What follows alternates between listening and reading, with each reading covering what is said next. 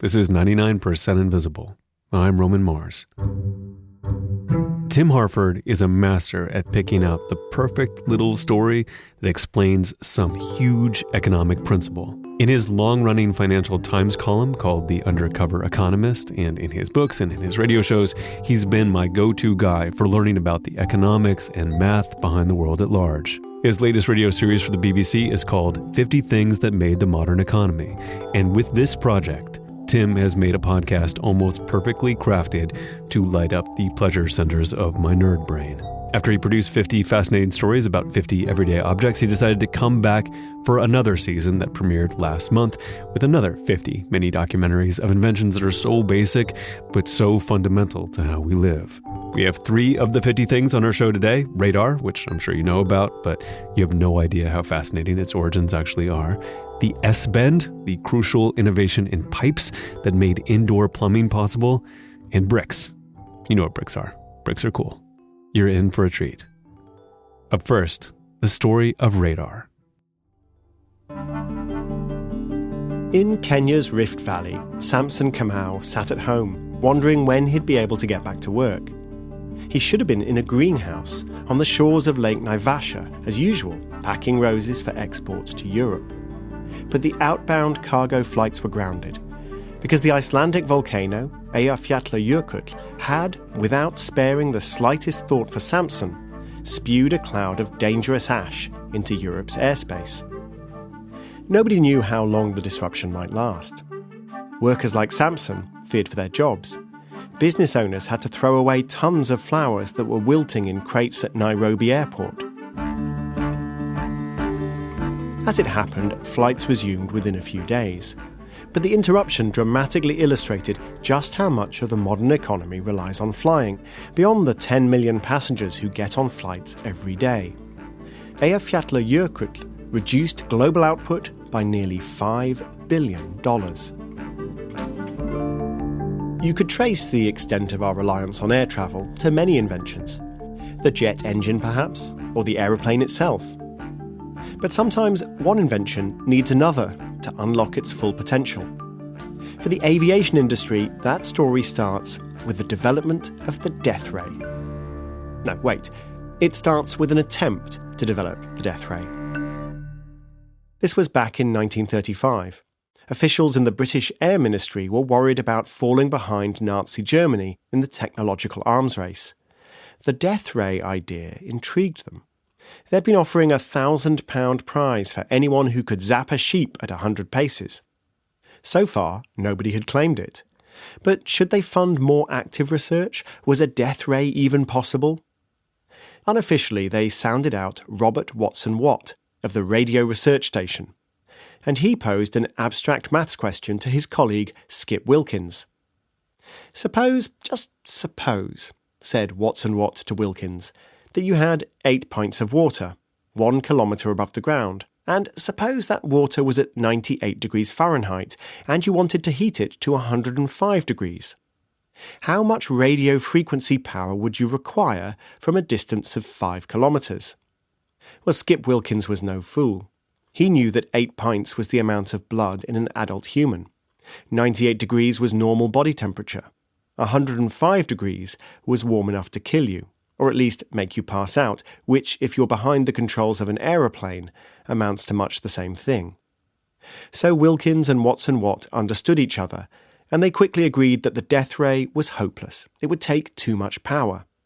But they also saw an opportunity. Clearly the ministry had some cash to spend on research.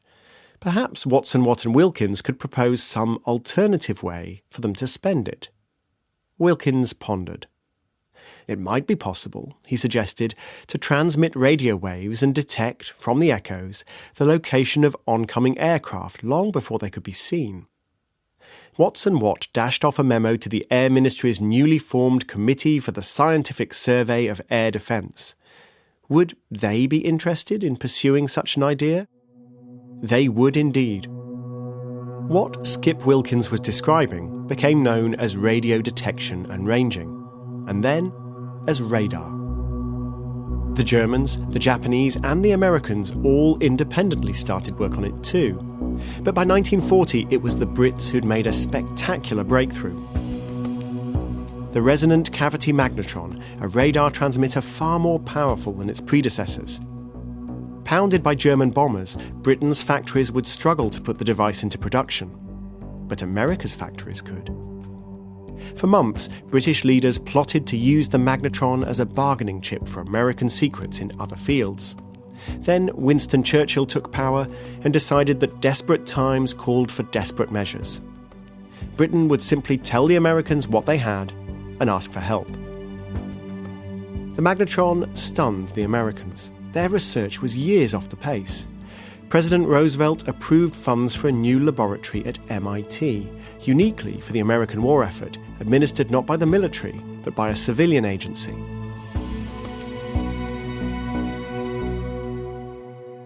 By any measure, RadLab was a resounding success. It spawned 10 Nobel laureates. The radar it developed, detecting planes and submarines, helped to win the war. But urgency in times of war can quickly be lost in times of peace. It might have been obvious if you thought about it that civilian aviation needed radar, given how quickly it was expanding. In 1945, at the war's end, US domestic airlines carried 7 million passengers. By 1955, it was 38 million. And the busier the skies, the more useful radar would be at preventing collisions. But rollout was slow and patchy. Some airports installed it, many didn't. In most airspace, planes weren't tracked at all. Pilots submitted their flight plans in advance, which should, in theory, ensure that no two planes were going to be in the same place at the same time. But avoiding collisions ultimately came down to a 4-word protocol: see and be seen.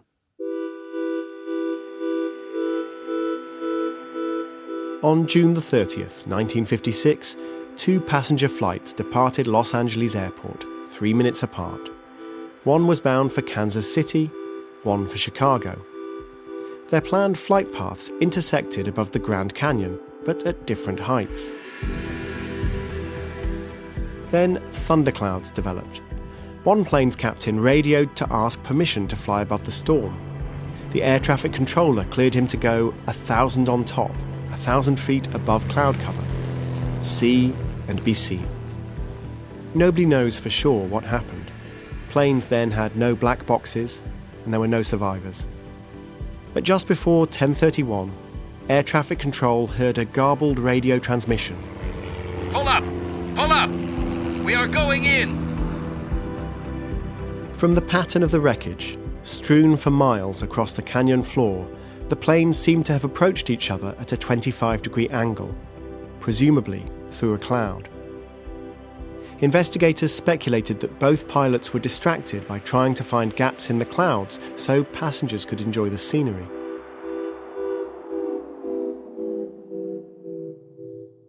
Accidents happen. The question is what risks we're willing to run for the economic benefits. That question's becoming pertinent again with respect to crowded skies. Many people have high hopes for unmanned aerial vehicles or drones. They're already being used for everything from movie making to crop spraying. Companies like Amazon expect the skies of our cities soon to be buzzing with grocery deliveries. Civil aviation authorities are grappling with what to approve. Drones have sense and avoid technology, and it's pretty good. But is it good enough? The crash over the Grand Canyon certainly concentrated minds. If technology existed to prevent things like this, shouldn't we make more effort to use it? Within 2 years, what's now known as the Federal Aviation Administration was born in the United States. And today, American skies are 20 times busier still. The world's biggest airports now see planes taking off and landing at an average of nearly 2 a minute. Collisions are absurdly rare, no matter how cloudy the conditions. That's thanks to many things, but it's largely thanks to radar. You're listening to my personally curated selection of stories from Tim Harford's 50 Things That Made the Modern Economy. Up next, the S-Bend.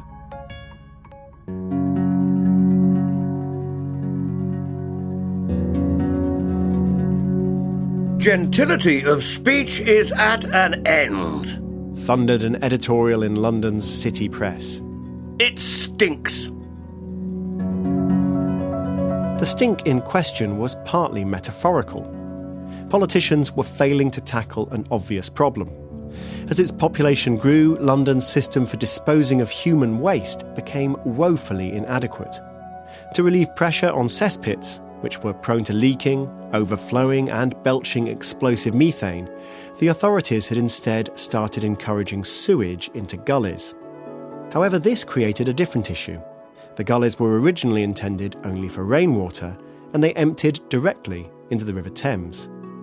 So that was the literal stink. The Thames became an open sewer. The distinguished scientist Michael Faraday was moved by a boat journey to write to the Times newspaper. He described the river water as an opaque, pale brown fluid. Near the bridges, the feculence rolled up in clouds so dense that they were visible at the surface. Cholera was rife. One outbreak killed 14,000 Londoners, nearly 1 in every 100. Civil engineer Joseph Bazalgette drew up plans for new, closed sewers to pump the waste far from the city. It was this project that politicians came under pressure to approve. Michael Faraday ended his letter by pleading with those who exercise power or have responsibility to stop neglecting the problem, lest a hot season gives us sad proof of the folly of our carelessness. And 3 years later, that's exactly what happened. The sweltering hot summer of 1858 made London's malodorous river impossible to politely ignore or to discuss obliquely with gentility of speech. The heatwave became popularly known as the Great Stink. If you live in a city with modern sanitation, it's hard to imagine daily life being permeated with a suffocating stench of human excrement. For that, we have a number of people to thank, but perhaps none more so than the unlikely figure of Alexander Cumming. A watchmaker in London, a century before the Great Stink, Cumming won renown for his mastery of intricate mechanics. King George III commissioned him to make an elaborate instrument for recording atmospheric pressure, and he pioneered the microtome, a device for cutting ultra-fine slivers of wood for microscopic analysis. But Cumming's world-changing invention owed nothing to precision engineering. It was a bit of pipe with a curve in it. In 1775, Cumming patented the S-bend. This became the missing ingredient to create the flushing toilet, and with it, public sanitation as we know it. Flushing toilets had previously foundered on the problem of smell. The pipe that connects the toilet to the sewer, allowing urine and faeces to be flushed away, will also let sewer odours waft back up, unless you can create some kind of airtight seal. Cumming's solution was simplicity itself. Bend the pipe. Water settles in the dip, stopping smells coming up. Flushing the toilet replenishes the water. While we've moved on alphabetically from the S-bend to the U-bend, flushing toilets still deploy the same insight. Rollout, however, came slowly. By 1851, a lifetime after Cumming's patent, flushing toilets remained novel enough in London to cause mass excitement when introduced at the Great Exhibition in Crystal Palace. Use of the facilities cost 1 penny, giving the English language one of its enduring euphemisms for emptying one's bladder: to spend a penny. If the Great Exhibition gave Londoners a vision of how public sanitation could be, clean and smell-free, no doubt that added to the weight of popular discontent as politicians dragged their heels over finding the funds for Joseph Bazalgette's planned sewers. We still haven't reliably managed to solve the problem of collective action, how to get those who exercise power or have responsibility, as Faraday put it, to organise themselves. There's been a great deal of progress. According to the World Health Organization, the proportion of the world's people who have access to what's called improved sanitation has increased from around a quarter in 1980 to around 2/3 today. That's a big step forward. But still, 2.5 billion people remain without improved sanitation, and improved sanitation itself is a low bar. It hygienically separates human excreta from human contact, but it doesn't necessarily treat the sewage itself. Fewer than half the world's people have access to sanitation systems that do that. The economic costs of this ongoing failure to roll out proper sanitation are many and varied, from healthcare for diarrheal diseases to foregone revenue from hygiene-conscious tourists. The World Bank's Economics of Sanitation initiative has tried to tot up the price tag. Across various African countries, for example, it reckons inadequate sanitation lops 1 or 2 percentage points off GDP. In India and Bangladesh, over 6%. In Cambodia, 7%. That soon adds up. The challenge is that public sanitation isn't something the market necessarily provides. Toilets cost money, but defecating in the street is free. If I install a toilet, I bear all the costs, while the benefits of the cleaner street are felt by everyone. In economic parlance, that's a positive externality. And goods which have positive externalities tend to be bought at a slower pace than society as a whole would prefer. Contrast, say, the mobile phone. That also costs money, but as long as there's somebody else I can phone, its benefits accrue largely to me. And that's one reason why, although the S-Bend has been around for 10 times as long as the mobile phone, many more people already own a mobile phone than a flushing toilet. If you want to buy a flushing toilet, it also helps if there's a system of sewers to plumb it into, and creating that system is a major undertaking, financially and logistically. When Joseph Bazalgette finally got the cash to build London's sewers, they took 10 years to complete and necessitated digging up 2.5 million cubic metres of earth. Because of the externality problem, such a project might not appeal to private investors. It tends to require determined politicians, willing taxpayers, and well-functioning municipal governments. And those, it seems, are in short supply. London's lawmakers prevaricated. But when they finally acted, they didn't hang about. It took just 18 days to rush through the necessary legislation for Bazalgette's plans. What explains this sudden, impressive alacrity? A quirk of geography. London's Parliament building is located right next to the River Thames. Officials tried to shield lawmakers from the Great Stink, soaking the curtains in chloride of lime in a bid to mask the stench. But it was no use. Try as they might, the politicians couldn't ignore it. The Times described, with a note of grim satisfaction, how members of Parliament had been seen abandoning the building's library. Each gentleman with a handkerchief to his nose. If only concentrating politicians' minds were always that easy. We have one more story from Season 2 of 50 Things That Made the Modern Economy with Tim Harford, after this. You're listening to Tim Harford's 50 Things That Made the Modern Economy on 99% Invisible.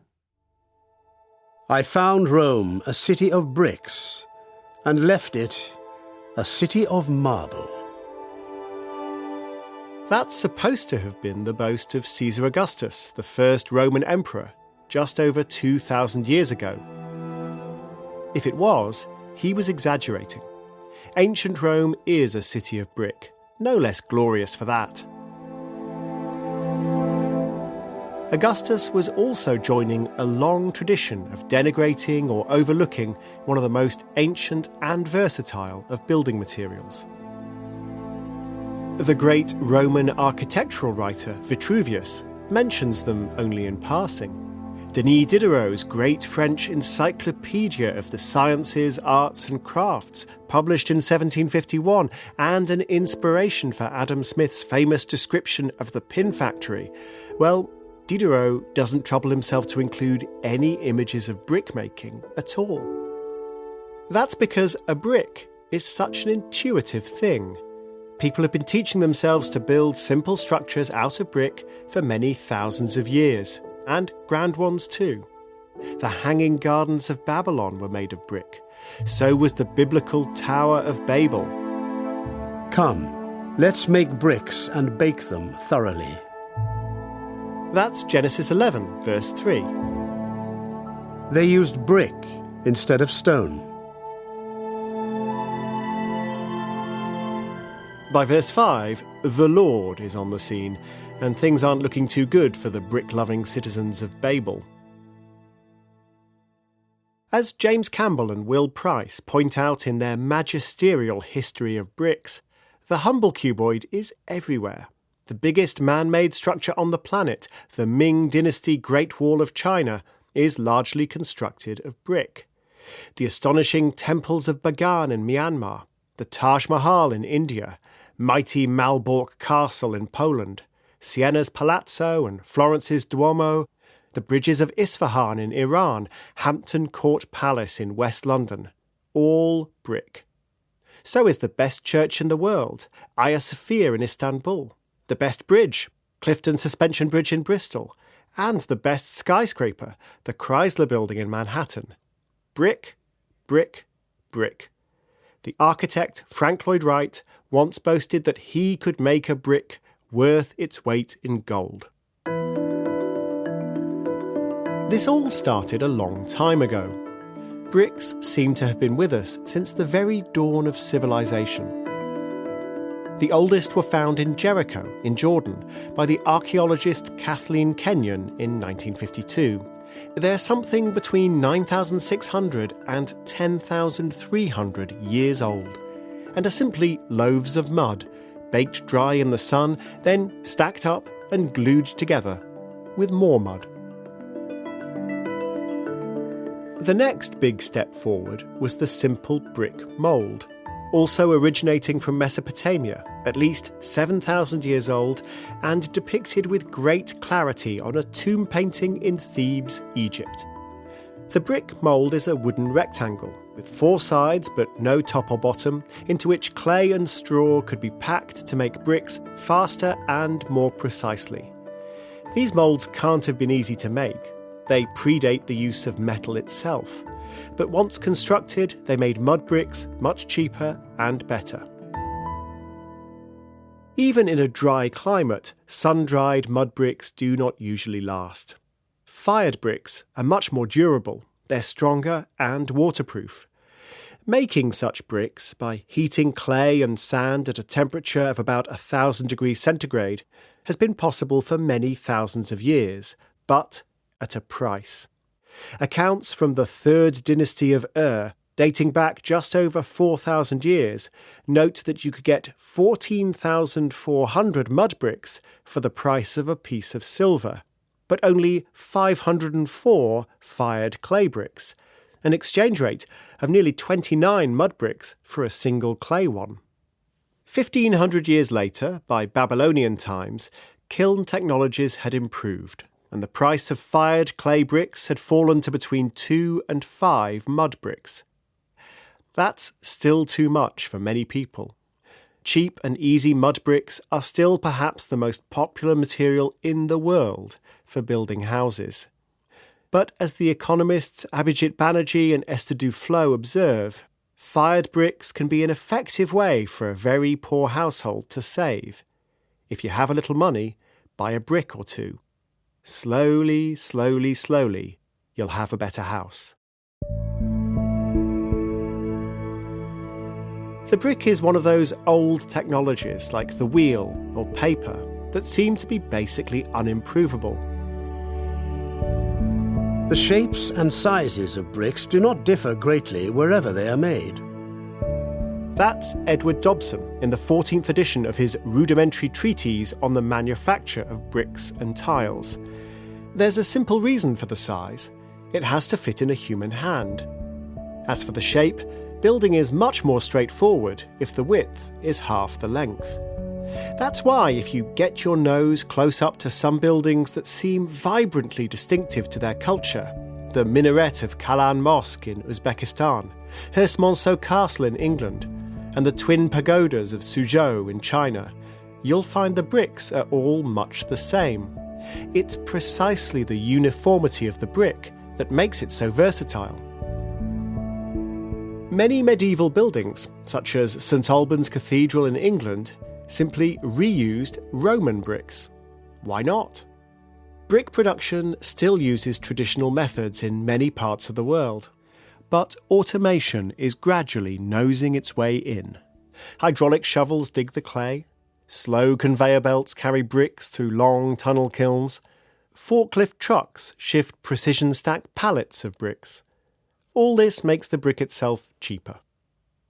Building sites have resisted automation. The weather and the unique demands of each site require well-trained workers. The bricklayer has long been celebrated as a symbol of the honest dignity of skilled manual labour, and bricklaying tools have barely changed since the 17th century. But as in so many other professions, there are signs that the robots may be coming to bricklaying. A human bricklayer can lay 300 to 600 bricks a day. The designers of SAM, the semi-automated mason, claim it can do 3,000. What of the brick itself? Various designs of interlocking brick, much like Lego, are catching on across the developing world. The result tends to be less strong and waterproof than bricks and mortar, but they're quicker and cheaper to lay. And if you have robot bricklayers, why not give them bigger hands so you can make bigger bricks? Hadrian X is a robot arm which lays gigantic bricks that no human bricklayer could wield. Maybe we shouldn't get too excited though. Sam, the semi-automated mason, has a predecessor, the motor mason, for which similar claims were made back in 1967. The machine spreads the mortar as evenly as a skilled man who has spent half a lifetime doing it. In fact, it lays bricks 5 to 10 times faster than by the ordinary method. Perhaps the bricklayer will last a little longer yet. The brick certainly will. Search for 50 Things That Made the Modern Economy in your favorite podcast app, or click the link in the show notes. You can download all 50 of them right now and just shotgun them. Just go for it. 99% Invisible is a project of 91.7 KALW in San Francisco and produced on Radio Row in beautiful downtown Oakland, California. We are a member of Radiotopia from PRX, a fiercely independent collective of the most innovative shows in all of podcasting. Find them all at radiotopia.fm. You can find the show and join discussions about the show on Facebook. You can tweet at me at Roman Mars and the show at 99pi.org. We're on Instagram, Tumblr, and Reddit too. But our home for the wayward, beautiful nerds of the world is 99pi.org.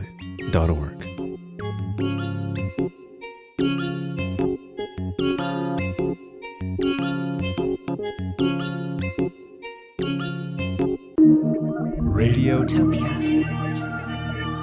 from PRX.